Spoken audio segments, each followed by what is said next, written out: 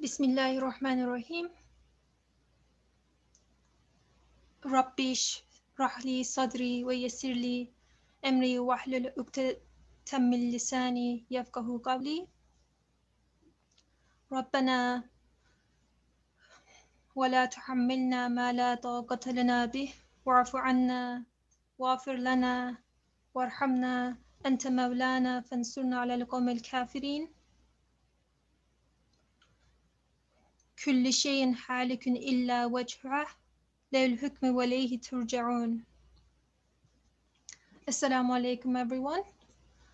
Inshallah, we will be continuing today from the 9th word, which we have been reading for the past couple of weeks. And we've been discussing verses 17 and 18 from chapter 30, which goes, "In the name of God, the merciful, the compassionate.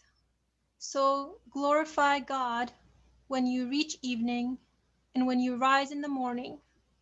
For all praise is His in the heavens and on earth, and towards the end of the day, and when you have reached noon."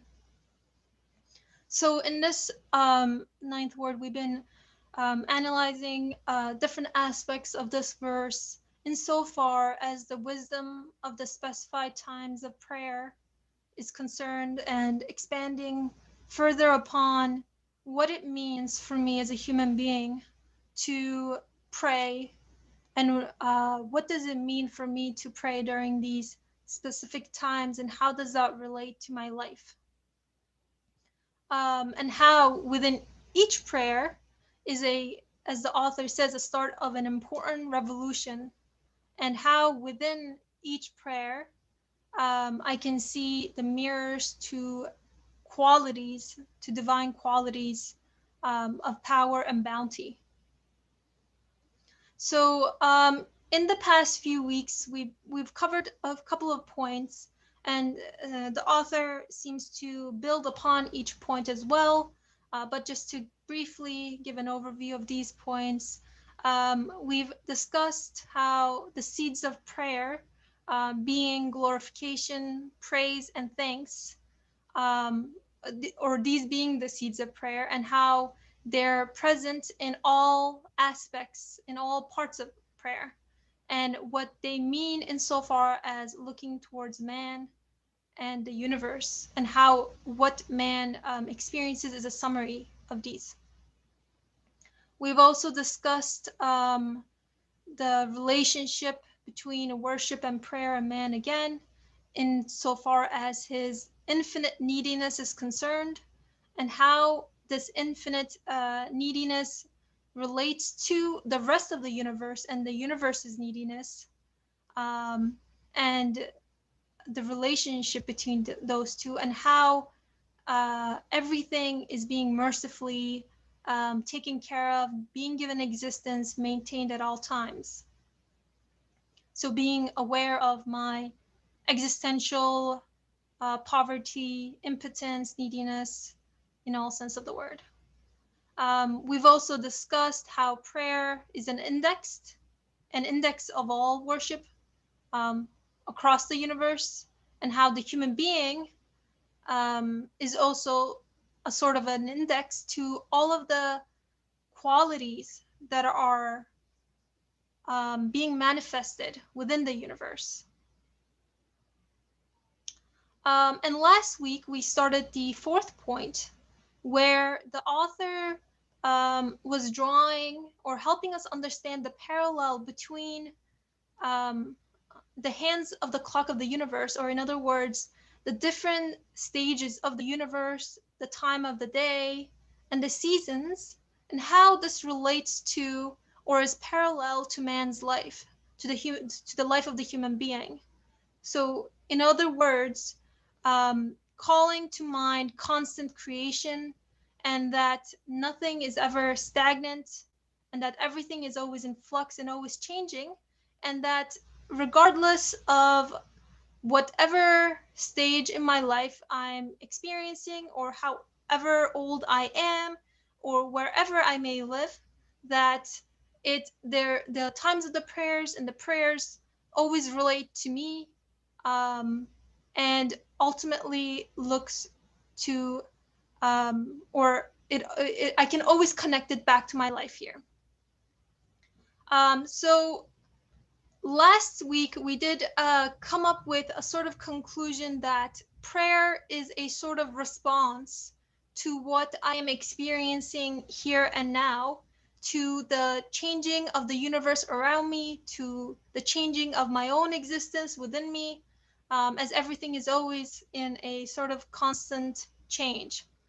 And we did discuss the time of Fajr, or the early morning, as well as Dhuhr, just past midday, as the text says. But I think what we will do today is just continue or start from the time of Asr and just finish the text, hopefully, from the fourth point, and address any questions if there are any, share our reflections, and based on our progress, we may continue into the fifth point, inshallah. So I would like to see if there's anyone who would be willing to read, simply to read, maybe as a designated reader, to read just the time of Asr for now, and then eventually I will note when to read the next paragraph and so on and so forth. So let me just take a quick pause to see if there are any volunteers to simply read the English text on the screen that is highlighted.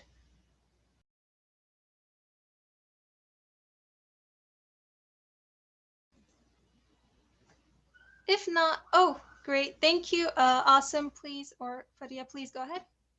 You may read the text that is highlighted. Thank you. Bismillah. The time of Asr, afternoon.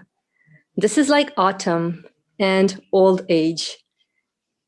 And the time of the final prophet, peace and blessings be upon him, known as the Era of Bliss, and recalls the divine acts and favors of the All-Merciful One present in them. Thank you for reading.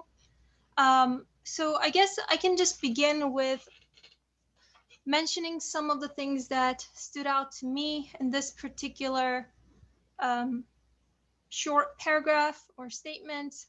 And, if at any point anybody has any sort of reflections or comments or questions, feel free to share by raising your hand, or you may also type it in the chat box. So what I found interesting is, again, bearing in mind how the author was drawing these parallels between man's life and the epochs of the universe, the time of day and the seasons. So here it relates to the coming of old age. So in other words, I think about it as, one maturing insofar as their age is concerned. And the era of bliss being the coming or the completion of the message or guidance that, as a human being, that I am in need of, that lightens my world, and allows me to take off the lens of meaninglessness that I find myself often wearing and looking at the universe with, and instead see the meaningful reality of the universe, pointing to its creator. So in other words, bringing me the message of the importance of my life, that my life is meaningful, that my existence is meaningful, and the message of eternal life and happiness for me, which I am to confirm for myself. And then the author here draws a parallel between this aspect of one's life, or this aspect of the time of day, right? The time of Asr, or as the text says, the afternoon, with the season of autumn, where or at least I've experienced that not too long ago, where we see the beautiful colors on the trees, and in kind of showing the final stages of the leaves that we see all over, coming with the message of the looming presence of what is to come next, which is winter or death. So in a way, it shows maturation, and that the completion of the message that my humanity is in need of insofar as I'm concerned. So those were my initial takeaways from this time of Asr, but again, keep bearing in mind that all of these instances and times of day are opportunities for me to recognize my neediness and to ask myself what is going on, and look at the universe around me and within myself and respond to whatever it is that I see or whatever it is that I experience and feel. So I'll take just a quick pause to see if anyone has any comments or questions about this. And as we move forward, if a question comes regarding this portion, you can feel free to raise your hand then as well. And if not, we can continue. So inshallah, if our designated reader could read the next paragraph, that would be great. The time of Maghrib, sunset, through recalling the departure of many creatures at the end of autumn and man's death, and the destruction of the world at the commencement of the resurrection, this time puts in mind the manifestations of divine glory and sublimity, and rouses man from his slumbers of heedlessness.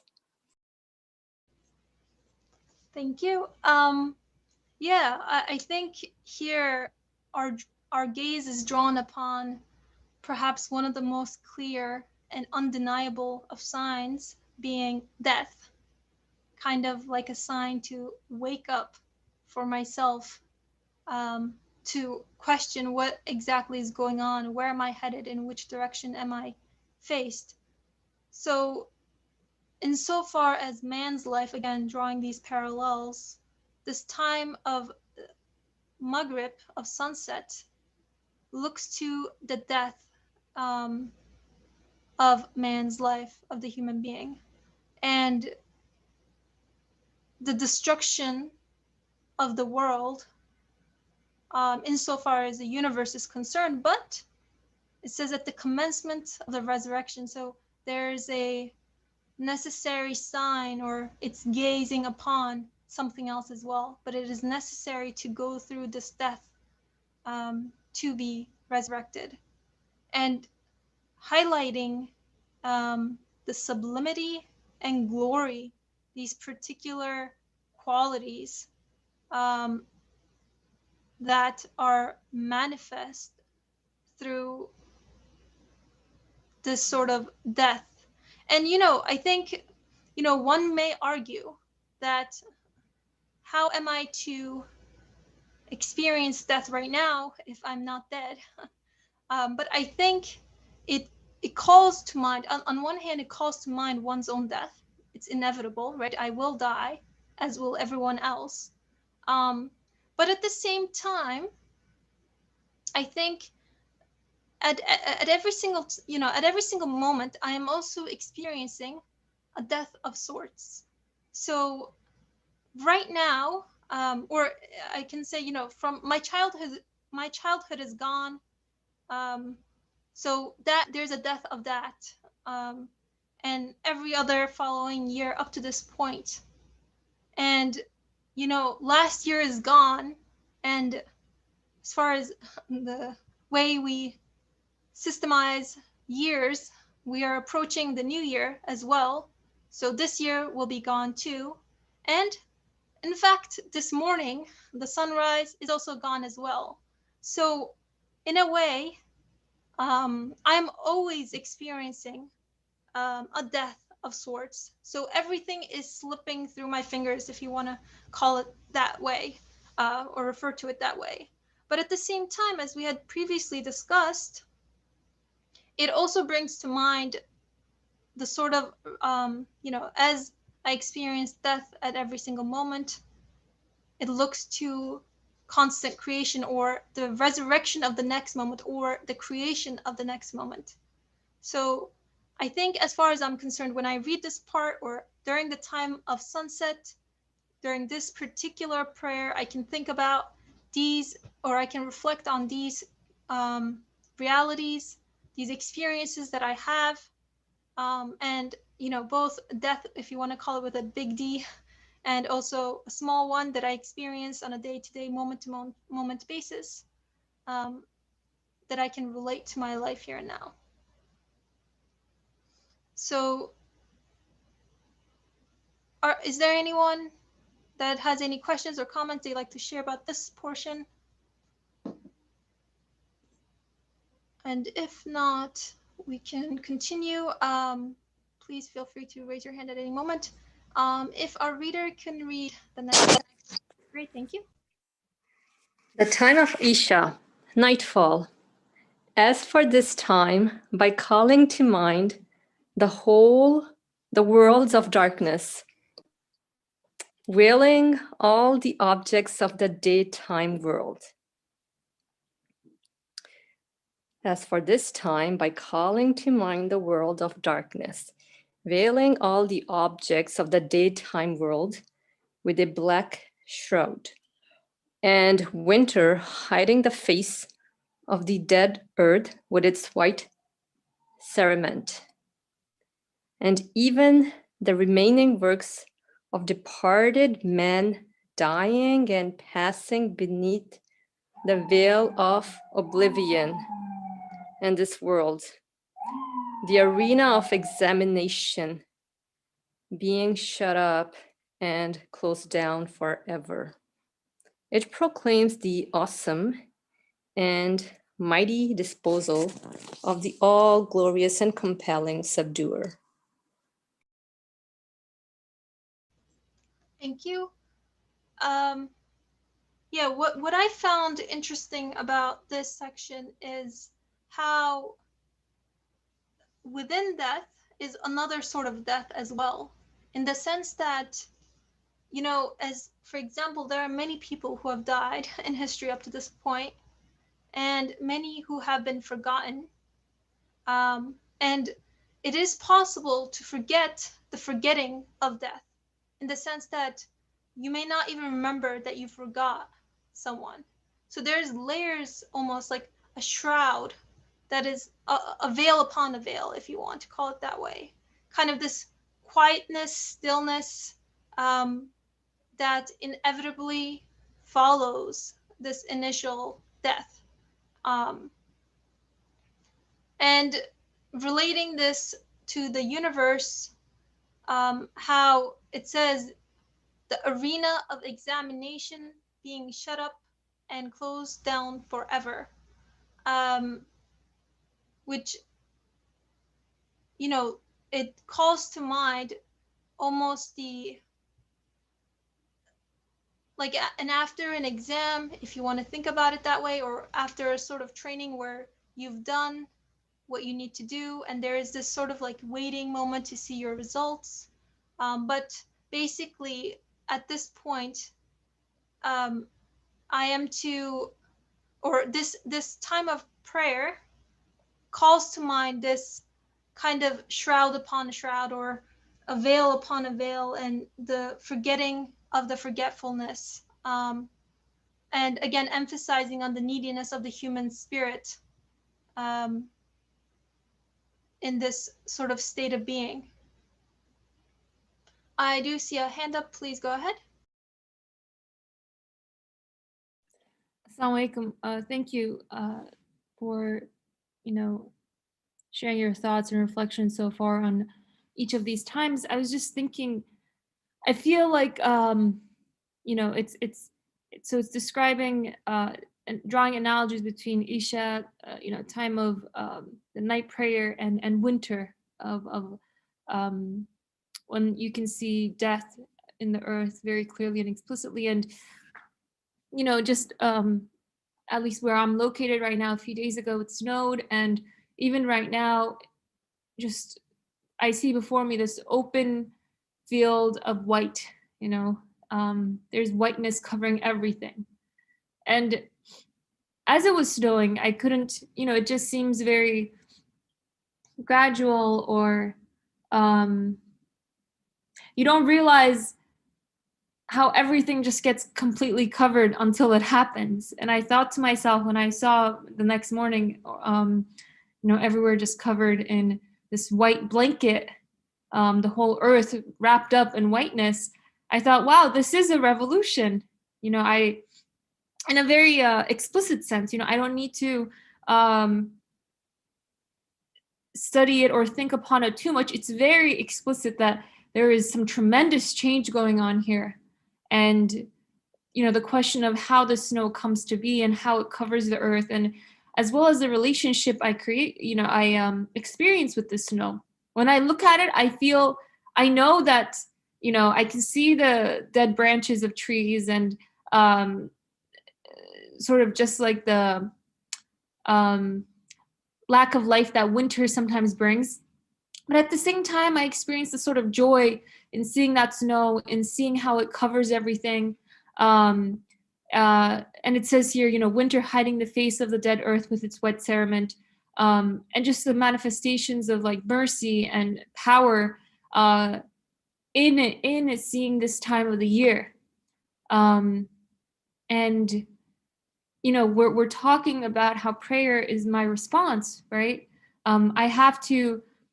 Prayer is my response to the world around me. Prayer is my response to the emotions that I experience within me. I can't isolate my experiences in the world as well as the feelings that I undergo with what I understand to be prayer, the physical actions, the words I may say. These experiences and feelings comprise it, are the sort of substance of that prayer. And I just thought that this is one instance, perhaps since we're actually living it right now, at least those of you who may also be experiencing winter right now, that it's such a clear manifestation of the fact that not only am I able to experience things in the world, I'm also able to form a relationship with them in such a way where I can't help but respond. I can't help but have reactions. And I want to be able to express those reactions, right? I can read the snow as a sort of active letter being written to me. But then I have to ask, where is it coming from and who is it and what is it telling me? What is its author trying to tell me, and what does it have to do with me as a human being and my reality? And here I felt, the paragraph really nicely intertwines that which goes on in the world with that which is my human reality, and the emotions that come with it. This time of year is also a sort of time of end. Sometimes it's the end of a semester. Sometimes it's just, it is the end of the year, right? There's a sense of some form of closure that comes upon us, and a sense of beginning that awaits. We await that beginning as well. So that was what I wanted to share. Thank you.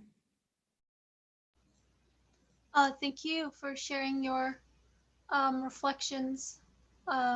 Definitely, I cannot separate my experiences in the world with what is going on within me, and how, as you said, everything is happening so seamlessly. Like if I just think about just the number of snowflakes that had to fall for me to experience what I experienced, and not just the snowflakes, everything is happening all at the same time, but I kind of need to focus on one thing just to think about how the grandeur, the power, the mercy that is necessary for that to come into existence, to happen in the way that it's happening. And as you said, that again, this response to prayer is not something external to me, that it is simply an innate response to what is going on around me, so long as I don't take on a false or an external sort of lens for myself, so long as I don't hinder myself from being the way that I am created. In other words, from not blocking my human qualities from functioning as they normally would. I do see a couple of hands up. Taya, please go ahead since your hand is up. Thank you. Hi, assalamu alaikum, everybody. I just want, as I was reflecting on it, I was thinking of this, just thinking of us as being as this being like a cycle within a bigger cycle. So our prayers being a part of this bigger thing that is around us. So when I think of a cycle, when I wake up every morning for Fajr, when I try to make sure I'm up for my Fajr prayers, I kind of am setting like an intention for the day, and it kind of feels like exactly how it was described, like a brand new start. You're young, fresh. You know what I mean. Like you get to start another day with all this intention. Specifically with me, trying to make sure every day that I'm it's an opportunity for me to change in a way. I'm praying that I learn something. I'm praying that I grow. I'm praying that I build a life with Allah. And then as the day goes on in the next prayer, it's sort of almost for me like the time is ticking. So it's sort of like, you get to Dur and you're still like, oh, okay, this is still what I'm intending to do. Allah, I want to build my relationship with you. Am I doing it? Am I doing it? Then I go throughout my day. Then Asir comes in and it's like, okay, what did you do? It's like constant reminders. And as I get to Isha, that does feel sort of like this culmination of the day. Like, did I accomplish everything that I set out and I was so enthusiastic about earlier in the day? And knowing, well, I guess not knowing, I guess everything is in by the cut of Allah. I may not have the next morning to try to, do all of the things within that cycle that I intended to do. So for me, Isha does feel like this culmination of this reminder, almost like, did you accomplish? Did you work? Like, did you interact with people in the way that you were supposed to? Did you do things with the intention that you set for Fajr? So for me, when I'm reading this, I'm like, okay, because at first it started to sound a little gloomy, but I think it's just the way that you think about your prayers. And as I was just, listening to what you guys are saying and then just reading, I'm like, oh my gosh, this is exactly how I feel going through my prayers during the day. It's not that Isha feels gloomy. It just feels like, okay, did you, pass the test, during Maghrib? Did you do good? Did you make it, or something like that? So anywho, that's what I took away. Sorry. Thank you for that lovely comment. Definitely resonates with me, and I think, as you said, the cycle within a cycle, or the act of intention, whether it be Fajr is the beginning, right, for me to make that intention, but the cycle within the cycle, or every single moment, whether it be the moment of the day, or when I look outside, whatever it is that I see, or whatever time of the day it is, it's, in a way, it beckons that I take myself to this sort of self-examination and a refreshment of my intention. And so Isha being that moment of what I took away is like self-examination of this moment, to see um, or to reflect upon myself, as I should, or I'm, in a way, I'm called to do at all times, because of the way that I find myself existing, but a sort of self-examination to see if, I've followed through with whatever it was my intention. Have I responded back um, to what is going on around me, within me, everywhere? Brother Ali, please go ahead. Thank you for beautiful comments and clarifications. How different times of the day reminds us other bigger circles of our lifespan and the lifespan of the earth and the lifespan of the universe altogether. That is beautiful. And also that after experiencing of this daily and smaller circle in a day, we remember all the things in the bigger circles. It was excellent. So as far as I noticed that prayer, the meaning of the prayer is to respond back to the source of existence of all these events. So glorifications, as the Quran says, the heart of the prayer is glorifications, exaltations, and praising the one who is presenting all these creatures or the different kinds of manifestations of his qualities, so that we will acknowledge that these are, from our aspect, telling us what my situation is in the creation, and also reminding the opposite side, which is what is the qualities manifesting in front of my eyes and in front of my imaginations.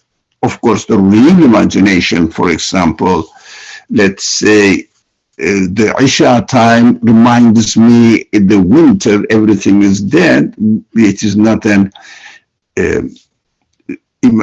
false imagination. It is, yes, even it is not winter outside, I can know that on the earth there will be some time, a season, where this really happen.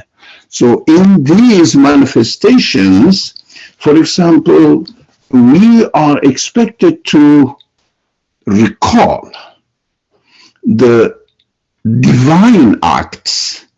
And for example, for Asr, I have been following it. For Asr, the author says we are expected to remember favors of All-Merciful One present in these activity, in these times, the times of afternoon, times of fall, and times of the Era of Bliss, etc. So we are expected to remember Merciful One, one's presence in them. In Maghrib time, we are expected to remember the manifestations of divine glory and sublimity, because as everything disappears from existence, as the day disappeared during the Maghrib time that I am seeing, the day is closed and the night is slowly approaching. The sunset, and there are different manifestations.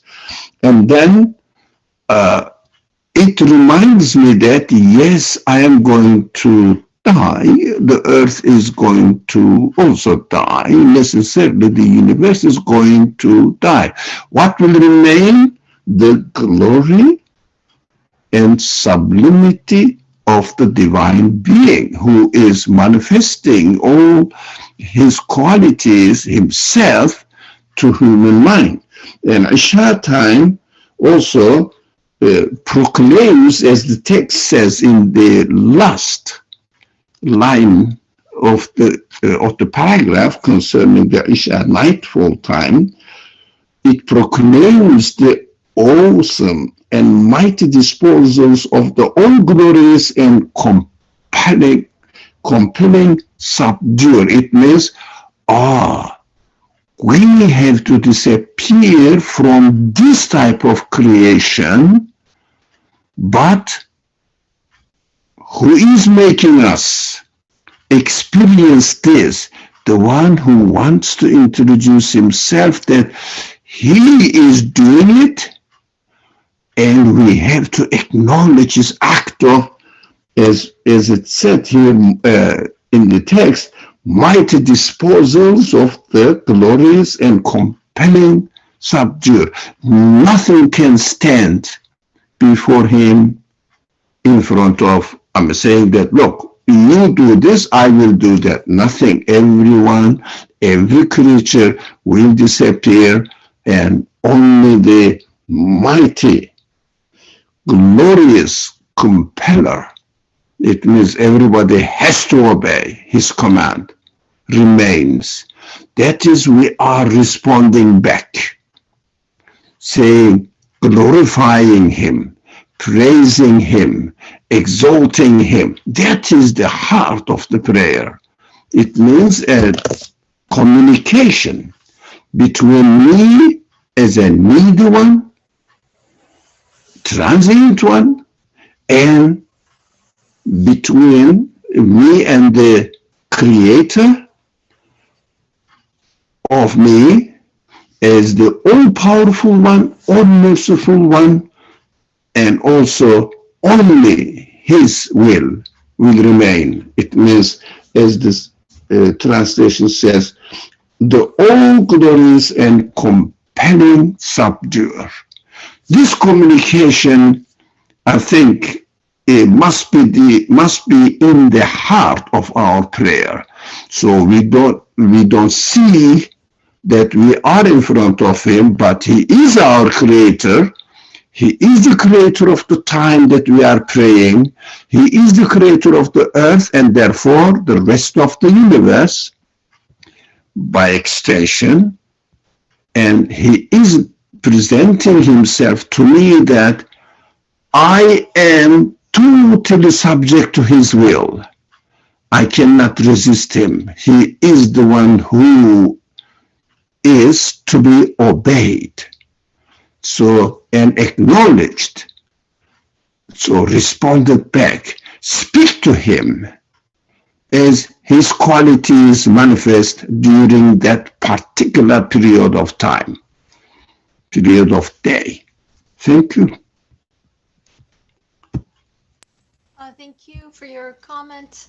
Yeah, I think it, especially Isha, being a clear manifestation of the will of the source of existence of the creator, as my death is beyond my power, and the time, and what follows it.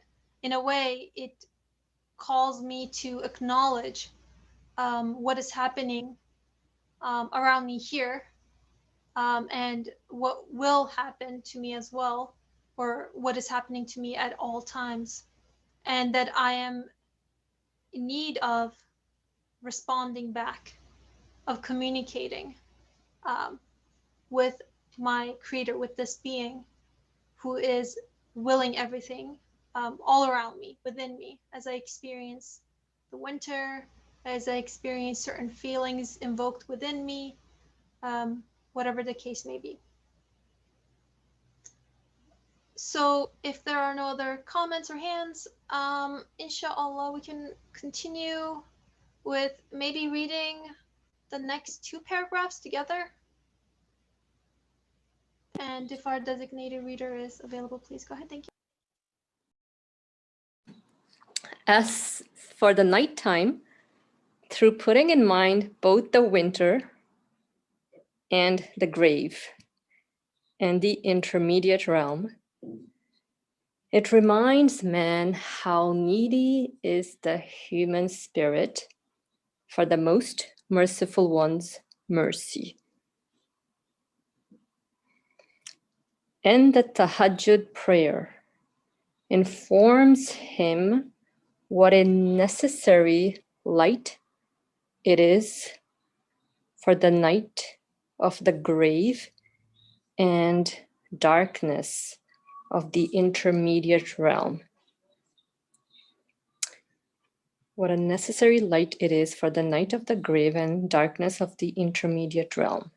It warns him of this, and through recalling the infinite bounties of the true bestower, proclaims how deserving he is of praise and thanks. And the second morning calls to mind the morning of the resurrection. For sure, however reasonable and necessary and certain the morning of this night is, the morning of the resurrection and the spring following the intermediate realm are certain to the same degree. Thank you once again for that great reading. So the reason I kind of had these two read together, and in fact, um, this is applicable to the entirety of the text, is that every single, just as the early morning time looks to the afternoon, or midday, which looks to the afternoon, which looks to the sunset time, which looks to nightfall, which looks to nighttime, which looks to the second morning. This nighttime here that the author is referring to, necessitating the second morning, or the resurrection, the seed within, or the seed of the second morning being embedded within the nighttime. And this nighttime being the continuation of winter, in a way, or the continuation of winter, and reminding one of the grave, or the, or death, and the intermediate realm. And how, again, I guess in this sort of, the way the feelings that are invoked within me as I read it, is this sort of moment of stillness, again, to reflect on myself, on my situation, and calling to mind, as I am always needy, but again, calling to mind how much I am in need of mercy, how much I am in need of compassion. For just as I cannot sustain myself or fulfill my needs, any need really, I cannot, again, I cannot bring myself death, nor can I bring myself the continuation of death or resurrection. So this time of the night, um, highlighting for me another sort of perspective on how necessary and needy I am for the light of the night of the grave. So I guess one way of thinking about it is, right now where I live, it becomes dark very quickly, around 5 p.m. or something. Um, so, and just as I am in need of light, uh, as I live in my house or go outside, right? It's because there's darkness everywhere. Um, it calling to mind that I am in need of the sort of lightness. So the lightness being that which fulfills my needs, that which fulfills my human desires. And what I find interesting here is it says it warns him of this. It warns him of the necessary light that is needed for the grave, and the darkness of the intermediate realm, the transition, and through it recalls the infinite bounties of the true bestower, proclaiming how deserving he is of praise and thanks.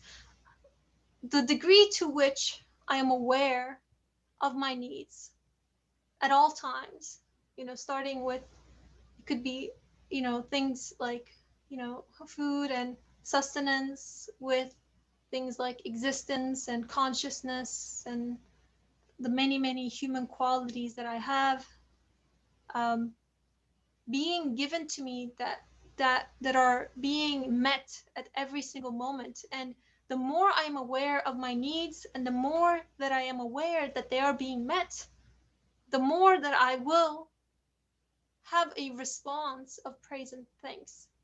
I cannot be grateful if I feel I don't have anything to be grateful for.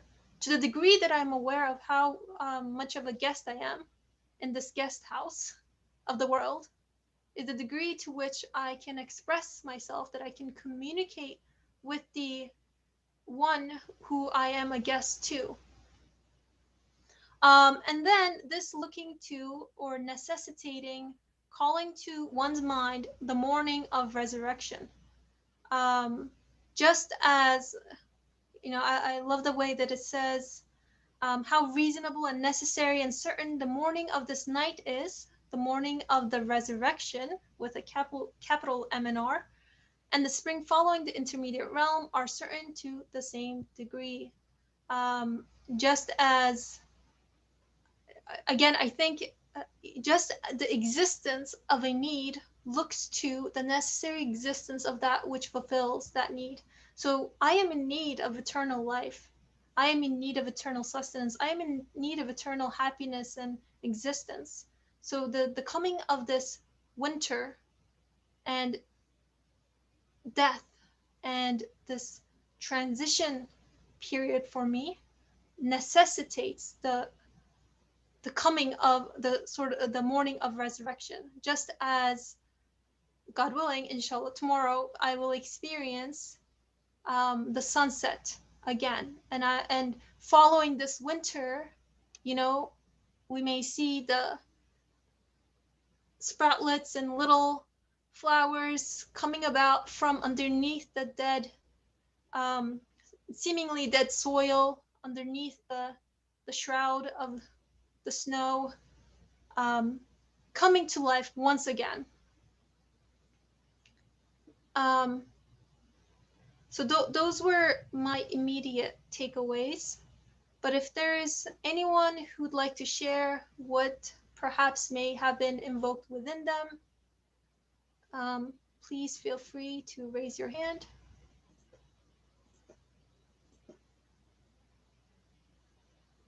And inshallah, if not, we can continue reading to complete this section and the final paragraph of the fourth point. That is, just as each of these 5 times marks the start of an important revolution and recalls other great revolutions, so through the awesome daily disposals of the eternally besought one's power, so through the awesome daily disposals of the eternally besought one's power, each calls to mind the miracles of divine power and gifts of divine mercy of both every year and every age and every epoch. That is to say, the prescribed prayers, which are an innate duty and the basis of worship and an incontestable debt, are most appropriate and fitting for these times. Thank you again. Yeah, I think, you know, no matter how I look at existence, whether I zoom out and look at the universe within the lifespan of the universe, or I zoom in further and look at what is going on outside in the environment, or whether I zoom in a little further and look at whatever time of day it is, or I just look at myself and whatever stage of my life I'm at, it again calls to mind these important revolutions or these changes that I am experiencing that is ongoing right now. You know, as was said before, there is, no matter how diverse our audience here may be, wherever they may live, it is inevitable that these relate to one and can relate to one and do relate to one in one way or another. It is, in a way, all encompassing. It is easy to, or yeah, it is possible for me to connect it to myself, regardless of how old I may be or where I may be living or whatever it is that I may be doing. So I think that, or one thing that, you know, it's, this paragraph is in a way a summary of the fourth point, calling to mind again that prayer is an innate duty. So it's a response, but not just any sort of response, a response that I am in need of, an innate response that I'm in need of. And that being the foundation of worship. So what does that mean? For me, it means that worship, again, relates to my need. I need to always bring it back to myself and connect it to my human needs by recognizing, you know, my neediness and my reality as a human being, and everything, by observing simply everything that is happening around me, and it will call to me this sort of innate response in awe for thanks to what is going on.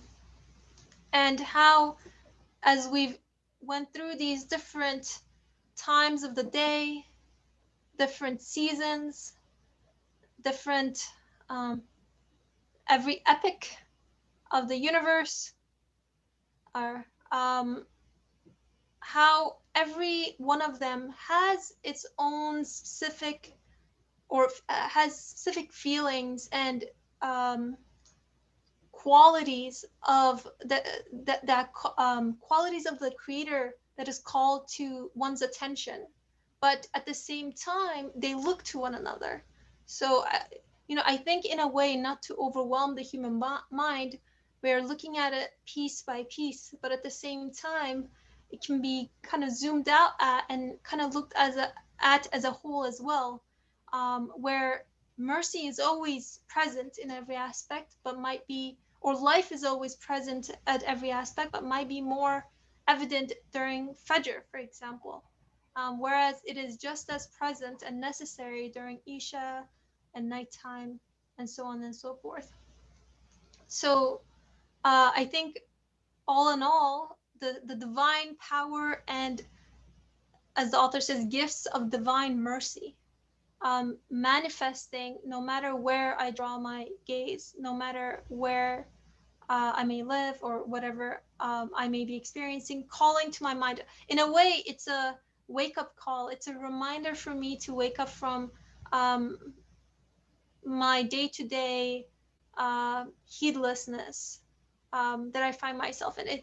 It offers me innumerable different paths to help wake me up from the routine of daily life in a way.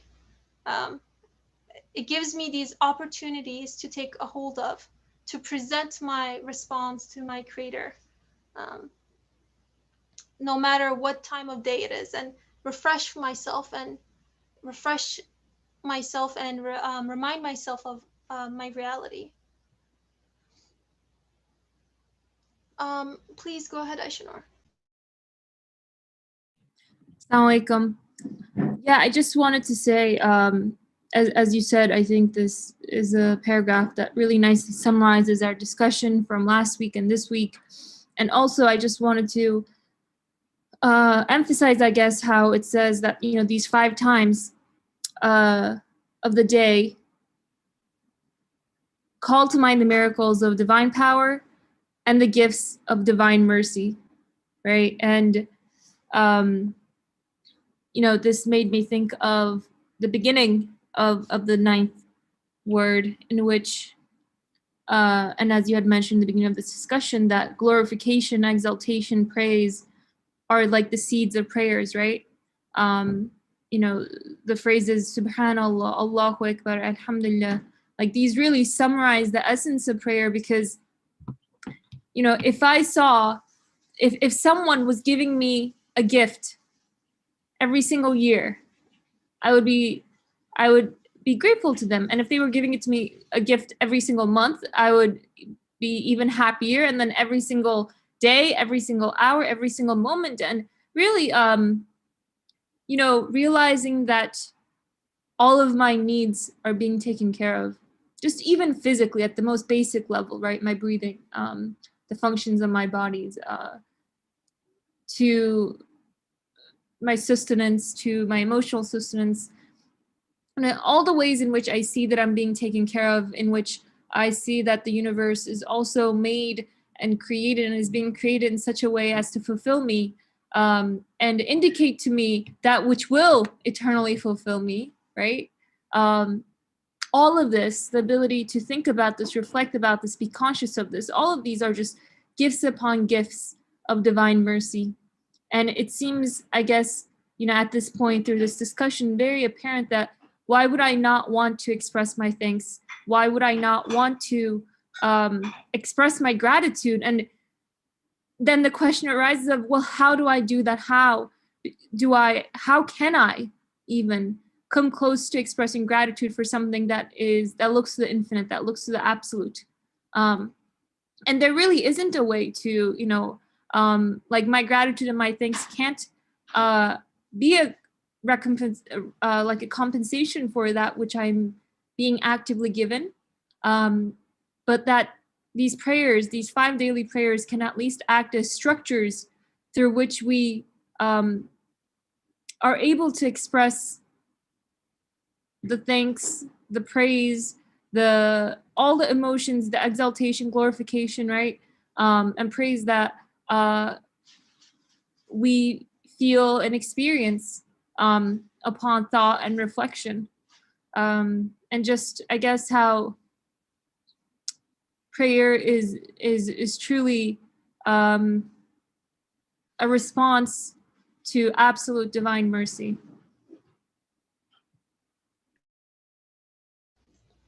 Thank you for summarizing. Please go ahead, Brother Ali. I think we have covered the paragraph, except one concept which is used here, which is not a strange concept. We are familiar with it, but we may not know that it refers to this familiar word. The one incontestable debt. Wow, what is that? Are we in debt to someone? Yeah, we are. Now, the meaning of that is also included in the meaning of ad-din, which is translated into English as religion. The root meaning of religion in the Quranic language is debt.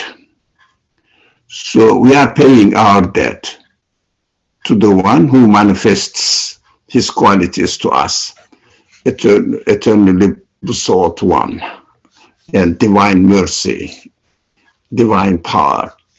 Now, we should understand that this is not a physical term as far as our relationship with our Creator, but at the same time, we have a covenant. We have an agreement in us as a human being with the Creator of our human side, body and human side, especially our feelings.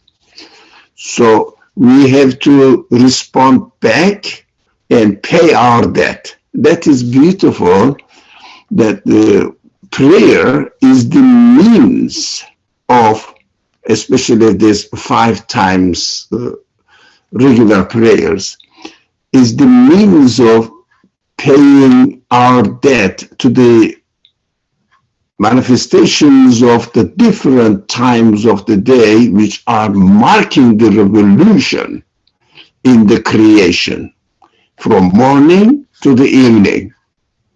The morning is a completely different news we receive from the Creator. Evening is a completely different one. So one of them is reminding me my babyhood. The other one is reminding me my death. And night also reminding me my life in the grave. So next morning is reminding me my life in the resurrection day. It means, oh, I am resurrected now. These are the marking points in a day. So in a larger circle, we see that these marking points are also to be observed at the earth's level, at the universal level as well. So paying that is just, it's very simple, just acknowledging who is demonstrating himself to me. That's so simple. You are the one who is introducing yourself to me, that you are the one who is just doing all these divine, infinite acts all across the universe. So you are present everywhere. So here I am, you are present in my existence as well. You are the one who is creating me right now, who is experiencing these qualities manifested in the creation. So within me, there are qualities which recognizes the manifestations and also feels the need to respond back. So something is beautiful going on. There is a banquet in front of me. What shall I do? Who is preparing it? What this person who prepared this banquet for me trying to tell me? What is the point? All these questions are ingrained in my creation as well. It means they need to be answered. And I have to put this answer, I can understand through my consciousness that, oh, there is something I have to, at least this banquet says, well, whoever prepared this, I must be thankful. I cannot pay. It is so beyond the capacity of my budget. I cannot pay for anything exists in the universe. So I have to admit that, look, apparently you don't ask me to pay, like I'm going to the restaurant and having a simple, modest lunch. At the end, of course, somebody comes and presents me an invoice. I have to pay for it, for just a simple lunch or dinner, whatever. Simple as compared to what I am seeing in the entire universe. So it is human. No one says that, oh, you gave me this service and I don't owe you anything. That is not human to reject it. So that should be understood, that it is incontestable. You cannot contest. I cannot contest it. Why? It is obvious, so obvious that I have to pay this debt. This is the, again, crux of the religion. It means religious life. It means really performing our response to our Creator, which is called worshiping Him. Worshipping Him alone. We cannot find any other source which will really claim that, you should worship me too, because none of the things in the universe can have any share in the creation of this universe, in the creation of everything which I experience throughout the day. So I have to say, oh, the one who presented all this to me, I am happy with you. You are so generous, so merciful. You are so powerful to create this universe continuously within a perfect order. And I know what to do, because you are giving me the opportunity to experience what is going on within a perfect, absolute wisdom. And I am very thankful that you have given me the ability to acknowledge it. Perfect relationship. That is the gist of the prayer. We have to keep it in mind. Communication. Communication to the reality manifested in front of us, and responding back to the source of this reality that I'm experiencing.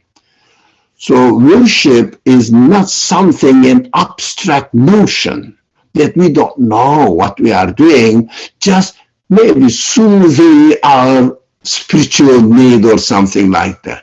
Yes, it soothes our spiritual need, but it is so real. It is not only comforting myself, but also that is the obligation. I have to do it. I have to perform it. Otherwise, I would deny my reality, deny the reality of my soul, human side. So I cannot really be consistent if I don't perform this worship, this form of worship, which is the prayer. Thank you. Thank you. I think, it's wonderful because I am given, or just as I am given existence at every single moment, it's hard for me, practically speaking, to maintain that sense of awareness at every single moment. So practically speaking, the prayers give me an opportunity or a structure, um, to my day, to express myself, to pay the debt, to get myself in the right zone. And I think, just like a warm up before an exercise, I need to perhaps warm up my consciousness and my self awareness of what it is that I am doing, and what it is that I am presenting. So this sense of warm up for my consciousness before every single prayer, calling to mind what it is that I'm presenting, and being aware that the paying of my debt is just me expressing myself to what is going on around me. So um, that is my takeaway, inshallah. Inshallah, we can end it today. Uh, And thank you to all. There's one last hand. Please go ahead, Taya. Oh, no, I won't keep everybody long. I was just thinking to myself how beautiful and kind Allah is to make this mandatory for us. Because when I think about all the things that, you may have planned in your life to do, even if you're well intentioned, sometimes if left to your own devices, you just don't do it. But I find that a prayer is definitely something that I come to, and it's for my benefit. It just feels it's just such a blessing as I reflect on it, that He made this mandatory, and it's for us at the same time. It's to help us pay our debt, but He made it mandatory. It's like, I understand my creation. I know how you guys are. So if I don't make this mandatory, you may be more prone to miss it. I just think it's really amazing. Thank you for sharing your reflections and feelings. Alhamdulillah. Thank you to everyone who shared, participated, read, and inshallah joined us today. Inshallah, we can end it here. سبحانك لا علم لنا إلا ما علمتنا إنك أنت العليم الحكيم وآخر دعوانهم أن الحمد لله رب